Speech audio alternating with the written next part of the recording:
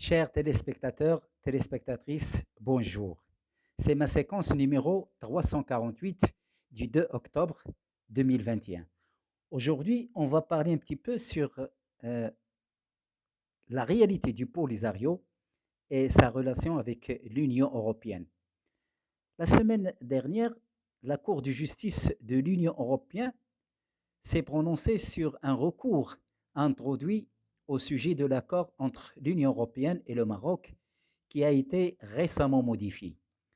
Le Front Polisario, comme tout le monde le sait, est un mouvement communiste armé, inféodé à l'Algérie, qui conteste la souveraineté territoriale du Royaume du Maroc, revendique que le Sahara marocain soit considéré distinct du reste du territoire marocain.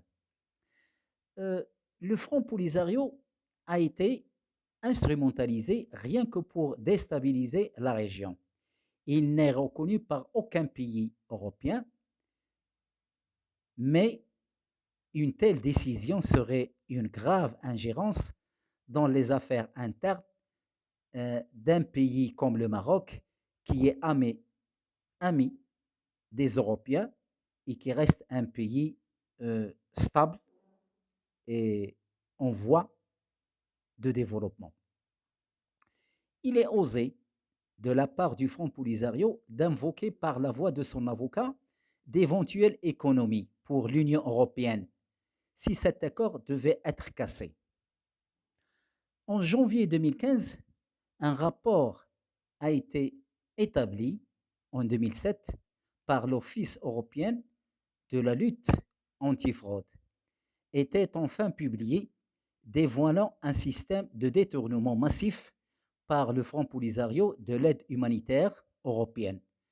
L'Union européenne envoie chaque année près de 10 millions d'euros de matériel au Polisario qui le revendait ensuite en Mauritanie.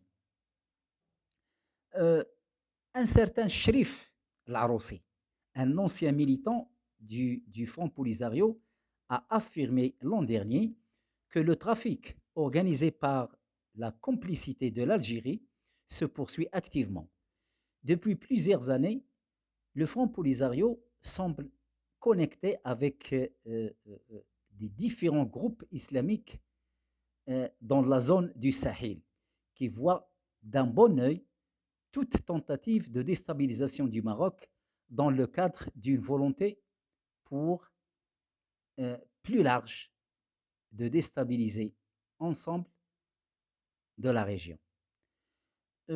La relation entre les États de l'Union européenne et le Maroc ne doit pas être prise en otage pour satisfaire un groupe de milices, de terroristes euh, qui ne représente que lui-même et détourne à son profit la générosité européenne. L'accueil, il y a quelques mois, par le gouvernement socialiste espagnol de Brahim Rakhis, le moins cher. Moi, je l'appelle le moins cher. Brahim le moins cher, dit Ben Battouche, chef du Polisario, accusé de crimes de guerre, avait déjà provoqué de vives tensions entre le Maroc et l'Espagne. Si la Cour de justice de l'Union européenne devait distinguer le Sahara marocain comme indépendant du Maroc, il commettrait une coupable imprudence diplomatique dont les conséquences pourraient être graves pour l'Espagne, avec des répercussions néfastes pour tous les pays de l'Europe. Le Maroc,